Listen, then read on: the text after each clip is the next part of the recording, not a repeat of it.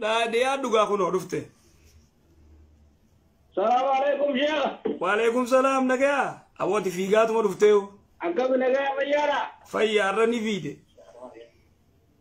شيخ نوار بامي إيه خابو اسمال تاتي سبو دبدو مي فيوم أبدا شيخ سبو فيا كم نيا فيا الحمد لله زينك مركانا مين الحمد لله شيخ غابي لوانغوا لامو مقفى كبدا أيه لام مقفى كبلامان إيه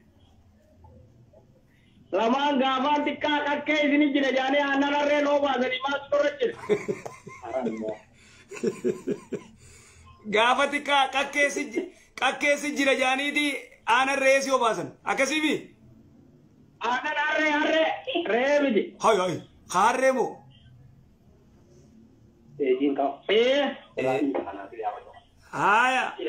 Haya gaaffiin lama daa'o. Awoo ati aannan harree dhuyte hayyee. Gaaffiin lama daadis.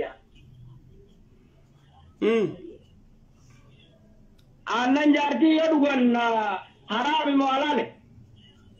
Ati dubbii addaatiin dhufte har'a aannan jaartii hayyee. Haya dhaggeeffadhu duraan dursee.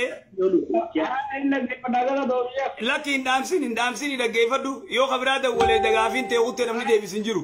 Akkasuma taa'in cufini.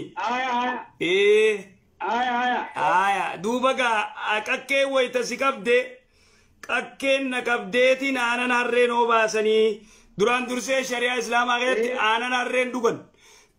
Si galee harree aannan sii dhugaa foon sii nyaadhaa hin jirtu shari'aa isa keessa aannan harreen isin dhugan.